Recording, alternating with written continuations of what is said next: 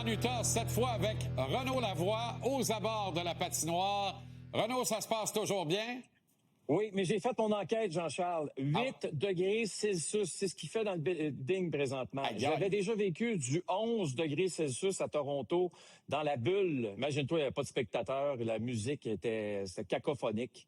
Puis, c'était 11 degrés, je me disais, c'est effrayant comment on gèle. Imagine, 8 degrés. On m'a dit que c'est nouveau. On fait des tests présentement. Ah oui? Ici à Salt Lake pour voir si la glace serait pas meilleure à 8 degrés au lieu de 11. Allons voir. Y a-t-il un règlement de ligue là-dessus, Renaud? Ça n'a quasiment pas de bon sens. Tu sais, on a modifié les affaires à Sunrise. Tu te rappelles, à Sunrise, le monde allait voir un match, rentrait là en short, sortait avec une pneumonie. Oui. Et c'est ce qu'on a fait maintenant à Sunrise, c'est beaucoup mieux. C'est qu'on a mis 15 millions de dollars dans un système qui enlève l'humidité. Ici, c'est pas une question d'humidité, comme tu le sais. En fait, il en faut de l'humidité parce que on est dans les hauteurs. Ici, on est dans les montagnes. C'est plus sec. Donc, le fait, justement, qu'on met ça à 8 degrés, puis en plus, il faut que tu envoies un peu de l'humidité dans ton building pour la glace, pour pas qu'elle craque. Wow. Ça fait en sorte qu'on gèle pas à peu près. Aïe, aïe. OK. Bon, Samuel Blais est de nouveau soumis au ballottage. Oui, monsieur. Par les Leafs de Toronto. Est-ce que le Canadien pourrait être intéressé, Renaud?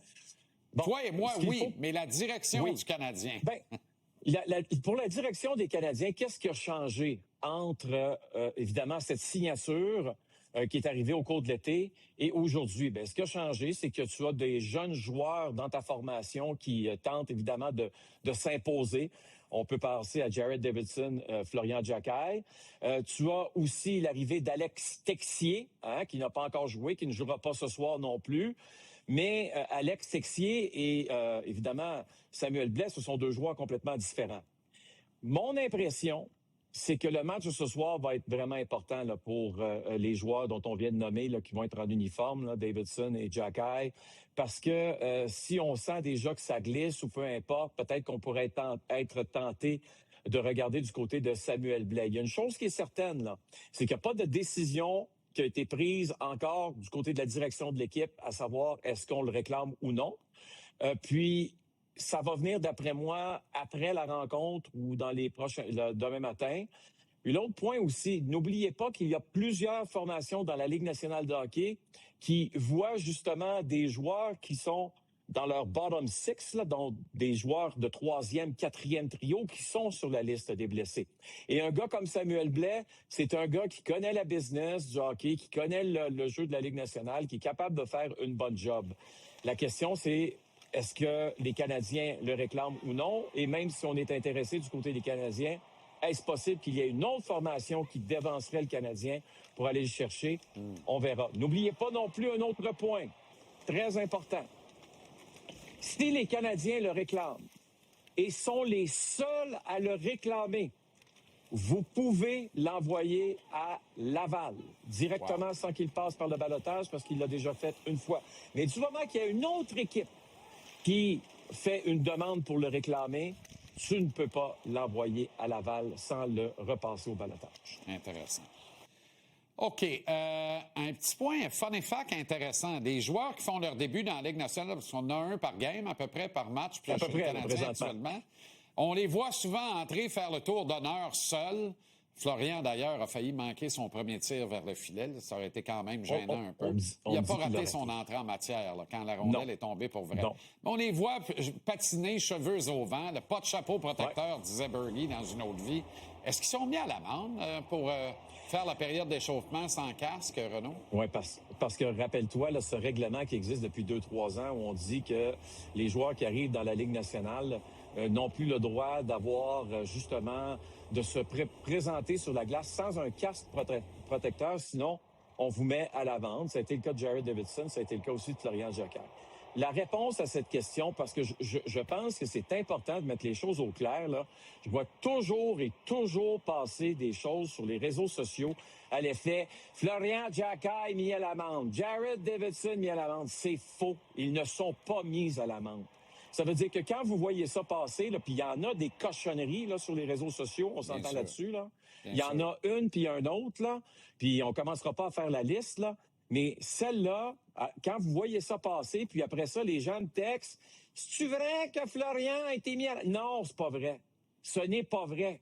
Faut arrêter. La Ligue nationale dit, parce que c'est une tradition, on respecte la tradition. C'est sûr que Florian Jacquet, ce soir, va se présenter avec un casque sur la tête. Ça, c'est assuré. Puis, dites-vous aussi une autre chose. J'en parlais avec Zachary Bolduc, qui, lui, il y a 2 ans, a fait son entrée dans la Ligue nationale. Il dit, t'as aucune idée comment tu peux être nerveux de sauter sur la glace sans casque protecteur parce que ça t'est jamais arrivé dans ta vie. Puis tu veux juste pas tomber, tu veux pas être celui qui tombe puis qui se blesse sur une situation où tu es nerveux puis tu vis des moments quand même assez spéciaux. Wow. OK. Éric Raymond, lui, entraîneur des gardiens du Canadien, continue d'exiger de ceux-ci qu'ils soient plus gros devant leur filet. Oui, et j'ai vu ça encore une fois à l'entraînement hier. On n'a pas eu le temps d'en parler hier, mais aujourd'hui, je pense que ça vaut la peine d'en parler. On en a parlé, toi et moi, là, un peu plus tôt dans la saison.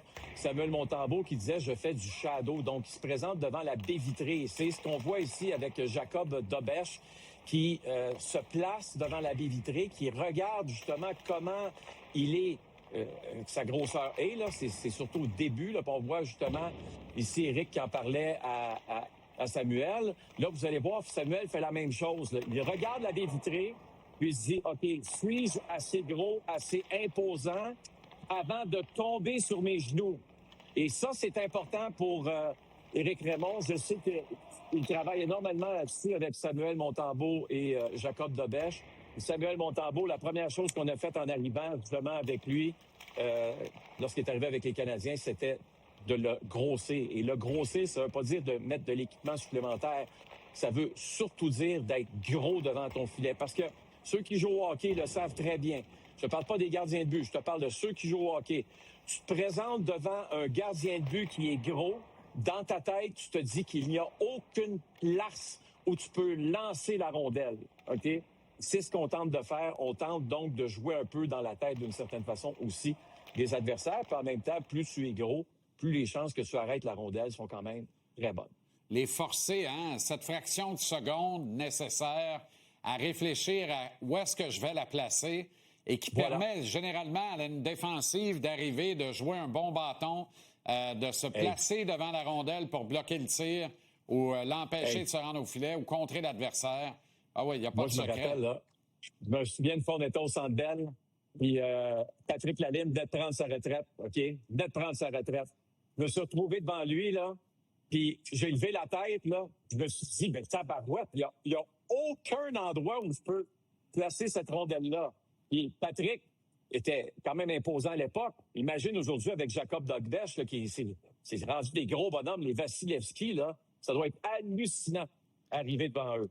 Oui, puis à plus forte raison, tu sais, là, il y a comme une recrudescence. On revient à une mode des gardiens un peu plus petits, des goalers de réflexe, puis tout ça, là, qui sont un peu plus kamikazes, là, Wolf à Calgary, des gars comme ça. Fait qu'à plus forte raison, quand tu as des gars qui s'élèvent sur 6-3, 6-4, il faut utiliser ces atouts-là absolument pour contrer l'adversaire, pour jouer dans la tête de l'adversaire. OK, hey, ça va être un excellent match. C'était à une tuque, une crémone des mitaines de passer de maudite belle veillée, Renaud. Oui. Ça va être une belle veillée sans aucun doute. Puis, je vais te laisser bientôt parce que si tu sais comment ça fonctionne, hein? Oui. Pendant que nous, on est en onde, c'est là qu'ils font leur préparation. C'est des automatiques. C'est des automatiques. Nous, on joue pour vrai. Eux se réchauffent. En tout cas, ils essaient. C'est ça, exact. OK, bonne soirée, bon match, Renaud. On remet ça demain avec grand plaisir en Thanksgiving Day. Oui, monsieur, de Las Vegas demain. Wouh! Salut, Jean-Charles. Salut, Renaud.